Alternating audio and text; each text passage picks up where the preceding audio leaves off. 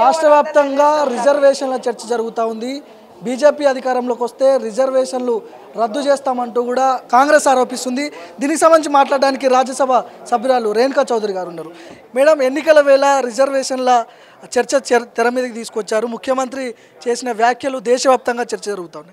ఎందుకు ఈ టైంలో ఎందుకు రిజర్వేషన్లు? ఈ టైంలో ఎందుకు? ఎప్పుడో చెప్పిన వాస్తవాలు ఇవి. ఇది బీజేపీ చెప్పిన వాస్తవం. వాళ్ళు గతంలో చెప్పారు. వాళ్ళు ఏమన్నారు, మేము ఎకనామిక్లీ బ్యాక్వర్డ్ వీకర్ సెక్షన్స్కి ఇది అది అని ఈడబ్ల్యూఎస్ ఏదేదో పెట్టారు. పెట్టి వీళ్ళందరినీ రద్దు చేసేయాల. బికాజ్ దే ఆర్ ఓన్లీ అగ్రకులాలకి సంబంధించిన వాళ్ళు. వీళ్ళ హయాంలో మీరు గమనిస్తే మీరు దళితులకి జరిగే నేరాలు, వాళ్ళపైన జరిగే దాళ్ళు మీరు గ్రహిస్తే, అదేవిధంగా మహిళలపై ఇవాళ ప్రజ్వల్ రేవణ్ణ ఎవడండి వాడు? ఎవడా దరిద్రుడు? వాడి జాతకం ఇవాళ కొత్తది కాదే. వాడికి టికెట్ ఎందుకు ఇచ్చారు? అదేవిధంగా బ్రిజ్భూషణ్కి మీరు వాళ్ళ అబ్బాయికి టికెట్ ఇస్తారా? అంతమంది ఆడవాళ్ళు బ్రిజ్భూషణ్ నేరస్తుడు అని చెప్తే వాళ్ళ కుటుంబ సభ్యులందరికీ టికెట్లు ఇచ్చి దేశ ప్రధానమంత్రి ప్రచారానికి వచ్చి ఓహో వీడు బంగారం సింగారం, వీడిని బలపరిస్తే నేను బలపడతానని చెప్పే మాటలు వాక్యాలకి ఏమనుకోవాలా? అందరికీ తెలుసు.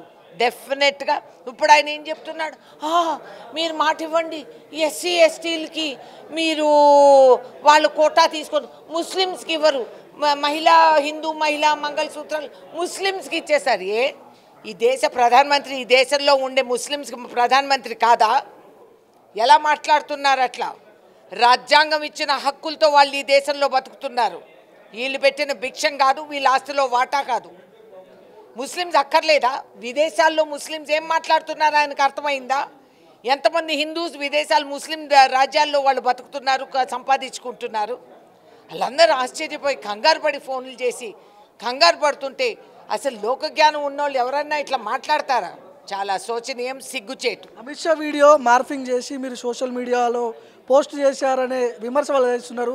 రేవంత్ రెడ్డి కూడా షేర్ చేసిందంట అమిత్ షా మార్ఫింగ్ వీడియో.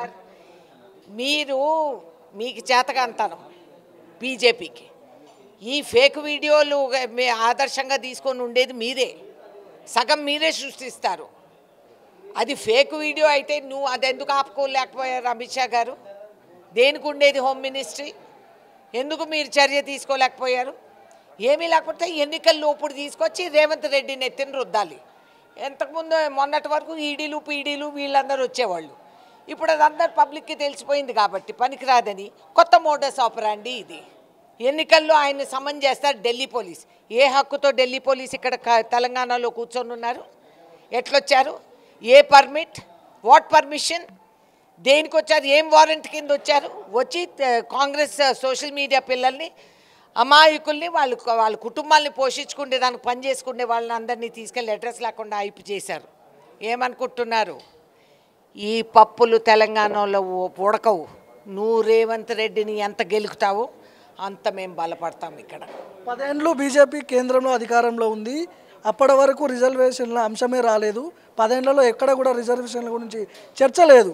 ఇప్పుడు ఎందుకు మళ్ళీ అధికారంలోకి వస్తే రిజర్వేషన్లు మేము తీసేస్తామని మీరు చెప్తున్నారు? 10 ఏళ్లలో చేసి ఉండొచ్చు కదా ఒకవేళ చేయాలనుకుంటే. ఏమండి, నీకు 10 ఏళ్లలో మహిళా వాళ్ళకి బిల్లు ఇస్తున్నాము 33% వచ్చేస్తుంది అని స్పెషల్ పార్లమెంట్ సెషన్ పెట్టి ఏమొచ్చింది? 0. పోస్ట్ డేటెడ్ చెక్ అది బౌన్స్ అవుతుంది. మిగతా వారంటీలు బౌన్స్ అయినట్టు ఆయన. ఈ విధంగా వాళ్ళు 10 ఏళ్లుగా వేస్తూ ఉండే అంచెలంచెల స్టెప్స్ మీకు తెలవదు. పార్లమెంట్లో ఎప్పుడన్నా సభలో చర్చ జరిగితే కదా బుల్డోజ్ చేసేసి ఇష్టం వచ్చిన బిల్లులు పాస్ చేసుకున్నారు. చాలామందికి అవగాహన లేదు. రాష్ట్రంలో ఆర్ఆర్ ట్యాక్స్ నడుస్తూ ఉందంట. ఇక్కడ ఉన్నటువంటి తెలంగాణ సంపదని ఢిల్లీకి ఎత్తుకెళ్తున్నారు కాంగ్రెస్ వాళ్ళు అని విమర్శలు చేస్తున్నారు. అవును అండి, ఆర్ఆర్ అంటే మా దృష్టిలో రైతు రాజ్యం, అంతేగాని రైతు రాజ్యం కోసం మరి మేము ఏ ట్యాక్సుల గురించి మేము అడుగుతున్నాము? అడానీ అంబానీ ట్యాక్స్ అదేమైంది అది చెప్పమనండి.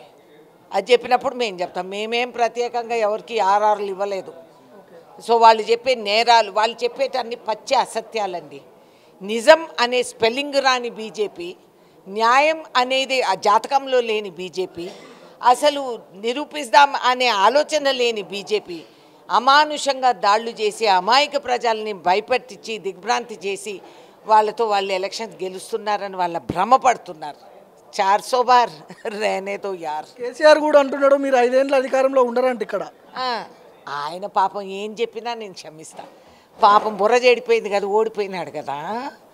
ఆయన ఎక్కడో పడుకొని ఉన్నాడు, గాలి పడుతున్నారు.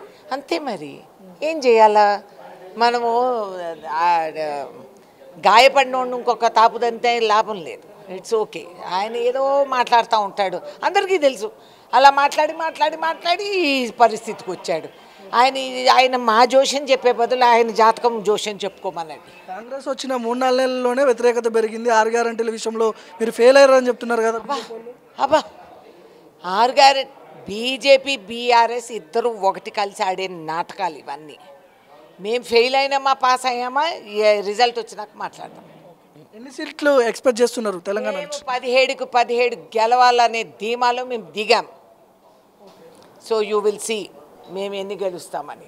రైట్. సో ఇది మొత్తానికి రాష్ట్రంలో బీఆర్ఎస్ బీజేపీ ఒకటే అంటున్నారు రేణుకా చౌదరి గారు. రిజర్వేషన్ల అంశం ఇక్కడ పెద్ద ఎత్తున చర్చ జరుగుతూ ఉంది. దేశవ్యాప్తంగా ముఖ్యమంత్రి చేసినటువంటి వ్యాఖ్యలు చర్చ జరుగుతూ ఉంది. చూడాలి లోక్సభ ఎన్నికల్లో ఎలాంటి ఎఫెక్ట్ ఉంటుంది దీని మీద. కెమెరా పర్సన్ యాదగిరితో భార్గవ్, మైక్ టీవీ, గాంధీ భవన్ నుంచి.